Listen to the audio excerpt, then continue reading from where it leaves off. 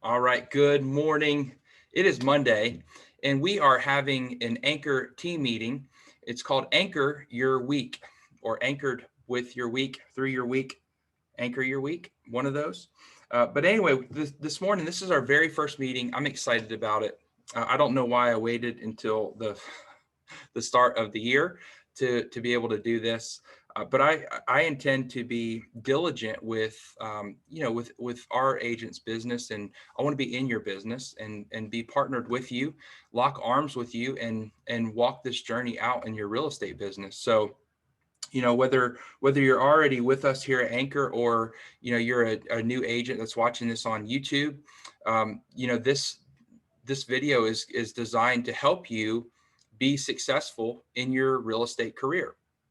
So what we're going to talk about today is the importance of controlling your mindset. So if you are watching this video thinking, well, I'm going to learn how to get leads and prospect and bring in new clients, that video is coming. But what good is it for us to have clients if our mindset is all jacked up? Right? If we can't control our mindset and our thoughts, then what good is it when we actually get those clients and we get in front of them and we already feel like we're a failure, we already feel like we're insufficient, we already feel like we don't know what we're doing? If we feel like that, then the client is going to pick up on that. And that is the worst thing that can happen. Now, everybody is brand new to real estate, and I remember going out on my first showings, and I'm like, I have no idea what I'm doing.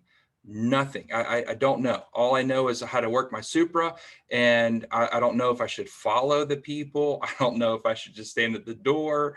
I didn't know. And maybe that's where you're at in your business. You really don't know what to do. You're brand new. Or maybe you've been in the business, and I had a meeting yesterday with a few of the agents, and I confess that I've been struggling mentally. I've been struggling with being grateful with the clients that I have. I've been struggling with maintaining a mindset that I really felt was one of my strong suits, and one of my um, just a positive that I've had.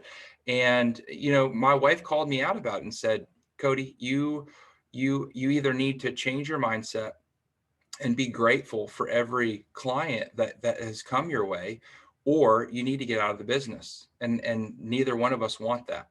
And so wherever you're at, it doesn't matter. You have to be able to control your mindset. So the foundation, now listen to this, the foundation of your business begins with your thoughts. And the quote that's been out there, that's been circulating: whether you think you can or you think you can't, you're right. So whatever you are telling yourself and whatever you are believing, that is what you're going to get. If I think that I'm going to fail, or I think that I'm not sufficient and I don't know enough about real estate, or I think that I'm not good enough, that these clients should be with somebody else that's more experienced in the business, that's what's going to happen. Inevitably, you're going to drive them away. It may not be consciously, but subconsciously, they're going to pick up on what you're putting out.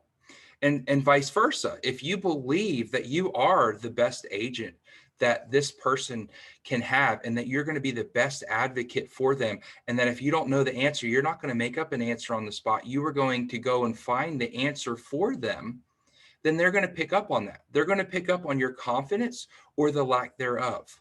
So your business foundation begins with your thoughts. Now I'm going to share some limiting words with you. Now this is straight from a course that I took called Bold. Some of you in here have heard of it. I know Alex has taken it, but Bold is really what transitioned me in my business.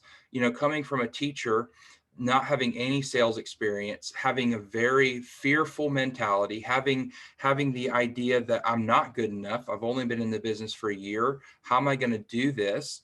To blossoming into a real estate career that is very well paying. So the limiting words, we're going to start off with: it's hard. How many of you have said it's hard? Maybe you haven't said it recently, but the reality is that we hear it a lot with kids, like, I can't do it, it's hard, right? And so instead of saying it's hard, why don't you flip that into it's a challenge that I haven't mastered yet. It's a challenge that I haven't mastered yet. What happens is when we change our words, we change our reality, because the words create things. The Bible says that there's power of death and life in your tongue. And then we can even go further and extend that. How did God create the world? He spoke it into existence. So if we are speaking out words that are death over ourselves, then that is what's going to come to us, versus if we speak life. It's a challenge I haven't mastered yet. Are you good at flying your drone? It's a challenge I haven't mastered yet. It's hard to fly a drone. Or I could say it's a challenge that I haven't mastered yet. Next one, I can't. I can't. Again, this is pretty much something that a lot of kids will say, I can't do it. It's tough. I can't. I can. You can do it. I can do hard things. You will do hard things. So little subtle nuances. I need versus I choose. I need to make money. I need to make money for my family. I need to have closings, or I choose to make money. I choose to have closings. Have to. I have to. I intend to. I have to make this call. I intend to. There's another, I'll stop right here. There's another one. Have you ever asked somebody, hey, are you going to be able to make it to the birthday party? Yeah, I'm gonna try. Do you know the reality? And go back to an event that you had where you've asked somebody, you've invited somebody, maybe it was lunch, maybe it was a birthday party, and someone had told you, I'm gonna try. Did that person show up? The reality is I'll try is just a non-committal way of saying I'm not showing up. Now, I could be wrong, but the reality is if you hear I'll try, then they're looking for a soft way to say, no, I'm not really coming. You're not that important to me, right? I want this. I request or I choose. What's wrong? What's troubling you? These can be used and utilized while you're interacting with your clients. What's wrong? Versus what's troubling you? How can I be the solution to what is bothering you? What are you struggling with? I hate, I prefer, right? Gosh, I hate working with buyers, or I hate working with tough clients. I prefer not to work with them, right? It's the subtle differences that will make the big difference in your business. I hope this is a big one, and I've been doing this for probably over 4 years now, 5 years. I hope that you have a wonderful day, and many of us have probably done that, and it's okay if you have. But I trust that from this day forward, you're not going to say I hope anymore. I trust that you have a wonderful day. I trust that you had a wonderful weekend, right? I hope versus I trust. But this is one, when I learned about it, it was a little bit difficult vernacularly to be able to implement it in your sentences. Um, so I requested an appointment for this house, but it's already under contract. Versus I requested an appointment for this house and it's already under contract. I'm going to go ahead and see if we can set up another appointment or request a backup showing. And so the little small difference of but and, this is the one that I'm still not 100% with. I am not proficient with this one. So it's going to take time, but changing the but to and. It's one of those, the but makes you stop and think and come from, you're like, all right, I'm preparing for a negative. What is the negative? Versus an and's like, okay, well, there's something else that I need to listen to and tune into. It's just one of those things mentally, but versus and. And the last one, I'm going to try to make it. We've already touched on this. And this is where I intend to do it. I am not going to try to close 40 transactions this year. I intend to close 40 transactions this year. If you will focus on this, and I'll put this little list that I typed up on our Facebook group so you can start practicing this, have it written down. It is not going to happen overnight. Just like exercising, losing weight, working out in the gym, you're not going to get swole overnight. So if you start implementing it into your vocabulary now, in a few months, all of this is going to be natural like it is to me. Now, one thing I wanted to share too, going from your limiting words to the next topic, is what you focus on expands. Now, Tim talked about this a little bit yesterday in our other Zoom meeting, but what you focus on expands. This is actually what was called a bold law. And the reality is shocking. And when I explain it a little bit more, you're going to be like, that totally makes sense. So what you focus on expands. It breaks down to your RAS. Has anyone ever heard of the RAS? It's your reticular activating system. So it's actually the front part of your brain. And what it does is basically the RAS, the reticular activating system, lets in information that you're already focused on. When you learn a new word, you keep hearing it everywhere. If you like a certain type of phone, you notice more people using it. This is due to the fact that when you first encountered these things, they left an impression. So now the RAS keeps alerting your brain every time you notice them. Now, I have a couple of examples for you because you're like, all right, we're talking about brain. Cody is not a doctor, and I don't claim to be. But think about driving on a road trip, right? Any of you guys play punch buggy, no punch back? Right?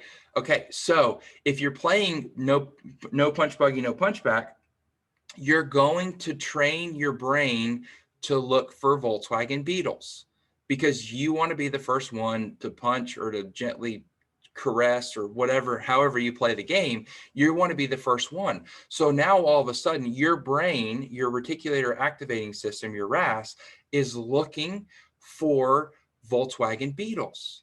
And so if it works with that, think about this. What about the car that you want to purchase? Like I know some of you in here have goals that you want to purchase a new car. For example, when I was going to get my Audi last year, I started seeing all of these Audi Q7s on the road. I'm like, oh, there's an Audi Q7. Oh, there's another Audi. Oh, I like that color of that one. Our brain works for us, whether for the positive or for the negative. And so how does that transition into our business? Well, if we're not focusing on our thoughts and going back to controlling the mindsets and controlling the thoughts that we have, our brain is going to look for those nuances, whether positive or negative. If you have this mindset of negativity where you're focusing on everything's negative, my clients don't like me, I'm never going to close a deal, I'm not a good real estate agent, I should just quit. All of a sudden, your RAS is going to start picking up on all of those little things in your world and in your reality. And then all of a sudden, you're going to start believing and buying into the things that you've already set yourself up for your RAS to pick up on. If you don't believe me, try it. Vice versa. Positive. If you're speaking life, if you're thinking those thoughts, when that thought comes in that says that I'm not a good agent or I'll never be successful or I won't be as good as somebody else, if you flip those and say, well, I am the best agent for my people in my sphere and for the people that don't know me yet. I am a successful agent. I am productive and I am a good husband or wife, or whatever area you're struggling with. You can either go positive or you can go negative, and whichever way you go with it, your RAS will pick up reasons. And I'll just be personal and vulnerable for a second. When I was first married, well, I guess actually we had our first child, and I noticed that all the toys were everywhere. And so that bothered me because I wanted, nice, clean house. I've been out all day. I want to come home to a clean house. But what happened is I'd come in, I'd focus on the mess, And then what would happen is my brain would literally find messes everywhere else. Oh, there's dirty dishes in the sink, or now there's clothes on the floor. And all of a sudden I would spiral out of control to the point where I was attacking my wife, not in a physical, a demeaning way, but I would literally look for things. My brain would look for things that would all of a sudden spiral into, now I'm in a bad mood. I've had a long day, and we had to work through that. And once I figured out, okay, well, if I stop focusing on that, and I'm thankful for the messes, because I have a home to come home to, I have a wife, I have a baby, I have the toys on the floor, then it changes things. And I'm not getting worked up about things that don't matter. All right. All right. Next one. I want to share this quote with you. And some people have said it's Gandhi. I don't know. You can Google it. It's called Watch Your Thoughts. So if you want to Google this picture, again, I'll post this in our private group. Watch your thoughts. They become words. Watch your words. They become actions. Watch your actions. They become habits. Watch your habits. They become character. Watch your character, because it becomes your life. And so what we're doing is we're literally working down this quote. Watch your thoughts, watch your words. Now we're going to talk about actions. And before we talk about actions, I want to talk about affirmations just real quick. If you're not doing affirmations, I would highly recommend it. I'm reading a book right now called Ninja Selling by Larry Kendall. And I've been in the business for um,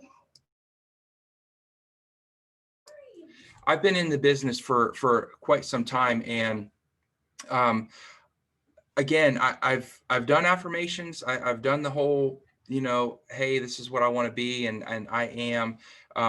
But I lost that routine, and I lost that habit. And so after listening to this book, the first couple of chapters really opened my eyes to the importance of it. And so I wanted to just touch on that.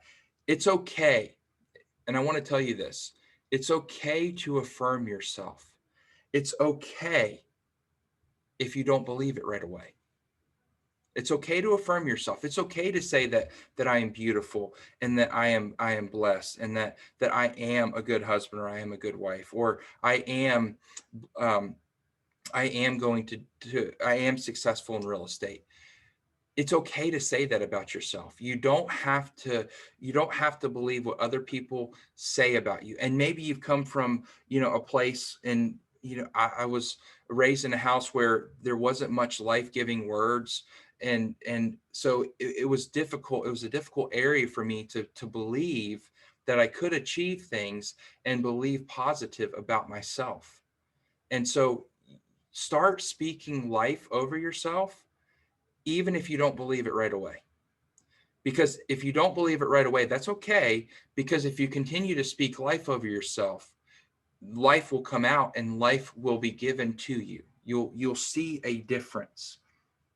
And when you're using your affirmations, if you notice, I said, I am.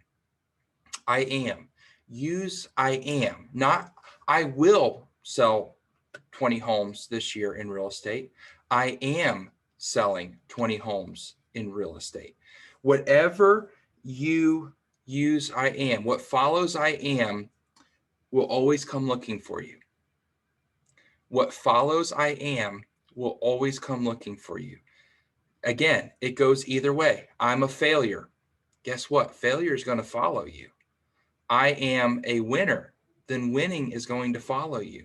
So again, subtle changes in your vocabulary, in your vernacular. And the other thing with affirmations, I'm personally writing them down 25 times a day, and that's in the book Ninja Selling, Larry Kendall. That's the second tag. So you probably need to write that down and make sure that you buy it if you don't already have a copy of it. But he requires his team to write down their affirmations 25 times a day. And so as you're writing these affirmations, and this is what I've been doing, go ahead and speak those out loud. I enjoy weighing 235 pounds or less, right? So he takes the I am out and he replaces it with I enjoy. Either one are going to work. So just because, again, they're both life-giving. So I am going to make, $40,000 a month, whatever that looks like for you. I am going to close, or I enjoy closing 15 homes a year. The next what we're going to talk about is your actions and your habits. So we've talked about our thoughts, we've talked about our words. Now we're going to talk about our actions and our habits. So build out your schedule. You have to time block for your business, or your business doesn't exist. And I've shared this in our group before, that if it's not on my calendar, it doesn't exist to me. And that is, it's just a reality. And you may say, well, I've heard about time blocking and I don't know how to do it. I don't know how to build out my calendar. You do. You have the most sophisticated technological device at your disposal. It's called your cell phone. Whether it's an Android or iPhone, you have a calendar built into your phone. Use it. Build out your schedule. What does your schedule look like? Some of you have kids. You've got to get up early. All right. Set your calendar for 5:30. You got to get the kids up at 6. You have 30 minutes to do your affirmations, to write down your goals 25 times. You have the time to do it, to work in your business. You're going to be back home after you drop your kids off at 8. Guess what? From 8 to 11, you're working on your business and in your business. But if you don't set up your calendar, you're not going to be as successful as you could be. I started time blocking after I took Bold, because that was one of the focuses. That's where many agents struggle. They say, well, I don't have time to work in my business, or I don't have time to do this. You do. You make the time. You make your time work for you. You control your time. If you set up your calendar from 8 to 11 to work on your business, there's no reason that your business shouldn't grow, because you're working on it, right? Go to the gym, for example. A lot of people at this time of the year, they're like, I want to lose weight, or I'm going to get a gym membership. Gym memberships go up incredibly much because during this time of year, because everyone sets New Year's resolutions. But the reality is they go and sign this 12-month agreement. They're in the gym for 4 weeks. The gym's packed. They're like, I really don't want to go to the gym today. I'm not going to be able to get a machine. And then what happens? You fall out of the habit and the routine of going to the gym. And then now you've just spent that money that you can't get back because it's a contract. Right? So build it into your schedule, build your schedule and stick to it. Think about when you were in high school and even middle school, right? When the bell rang, what happened? You knew that you had to get ready to switch classes to go to the next subject, right? And that's what's going to happen with your time blocking. All right, it's 11 o'clock. What do I need to do? And in the beginning, it's going to be a little clunky. It's going to be a little, oh my gosh, this is tough. I don't know what to do for 3 hours in my business. But I'm telling you that if you'll invest 3 hours now, that you're going to need that 3 hours in 6-8 months, where your business is booming because you've actually worked on your business. And so the bell rings, the time block, it's time for you to change. 11 to 12 may be reaching out to people that you know in your community, and maybe preparing to go out to lunch at a local spot, and you're being diligent and conscious about, hey, I want to be, when someone walks into this restaurant or this coffee shop, if someone says, hey, do you know a good real estate agent? I need to be that go-to person. And that doesn't happen if you don't show up and start investing into that business. If you invest into that local business will invest in you. And so that might be your 11 to 12 or your 12 to 1, whatever that looks like for your schedule. You can build it out that fits your time. Most agents fail because they fail to work in their business.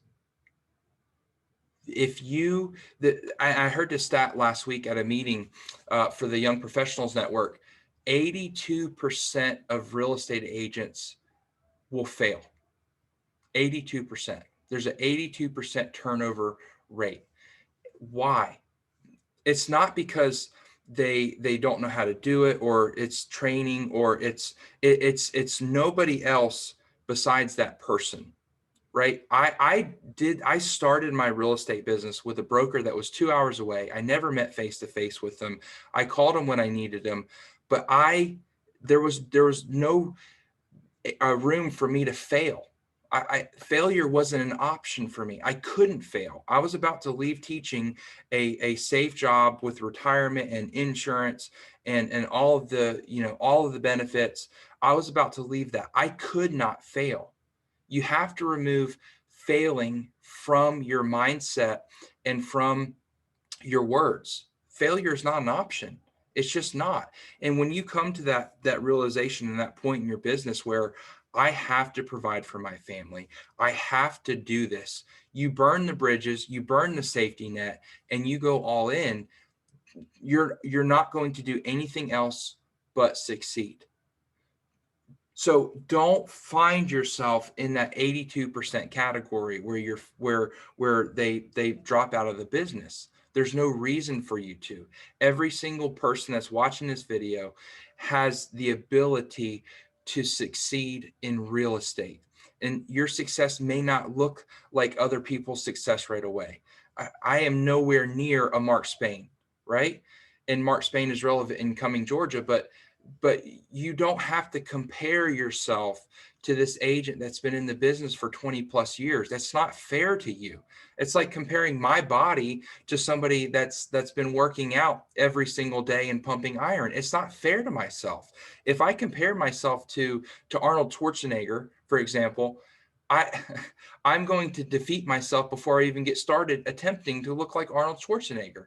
But if I come back to myself and say, I will be healthy, I will, get ripped or get jacked or whatever you want to say, you start slowly working towards the progress that you desire to have. We've already talked about using your iPhone calendar or your Android calendar. You have the tools, you have the items to bring success to you. Make time to prospect, right? You've got to build that into your schedule. Prospecting, and that's like a hot word for real estate and especially new agents. Well, I don't know how to prospect. There's plenty of resources out there on the internet on how to prospect. Most brokerages are going to teach you, call your for sale by owners, mail your expireds or call your expireds, and focus on your sphere. What I teach is you've got to start with your sphere. That's going to be the easiest business to convert, and it's going to be the easiest business because they're already trusting you. They already know you. You already have a relationship. Some agents are paying for leads, and that's phenomenal. I paid for leads when I first got started because I wanted to bring in excess into what I was already doing with my sphere, and the paid leads actually, promoted my business. I gained business because of that, and now the online leads that I was paying for, I have a relationship with, and they've come back to me and they've referred people to me. So you don't have to spend money though to build your real estate business. You don't have to. Going back to that book, Ninja Selling, Larry Kendall is highly against having his agents pay for leads, because if you were to, the money that you would spend on paying for leads, say for example, $500 a month, and that's probably a low average of what most agents are spending on leads. I was spending upwards to $1,600 a month. So if you were to take that $500 and invest it in the people that you know, that you love, and that you care about, i.e. sending somebody a $25 gift card, here's your business card, or just not even sending a business card. Hey, I was just thinking about you and I wanted to send you a cup of coffee or a few cups of coffee, whatever that looks like. Now you're investing in your sphere. They're going to see your posts. They're going to seek you out. When someone says real estate, they're going to think of you first, which is so much better than answering cold leads from, one of the online sites that say, well, I just want to look at this house, and they have no relationship with you. They have no loyalty to you. Versus your sphere, they want you to succeed. They want to send you business. They want you to prosper. So, focus on your sphere. You have to make time to prospect. No gold can be found if you don't take the pan down to the water. So that's got to be part of your daily habits. All right, so we're going to wrap up today's video. Tune in next week, and you're going to see part 2 as we talk about, your habits becoming character and your character becoming life. So thanks for tuning in. We'll see you soon.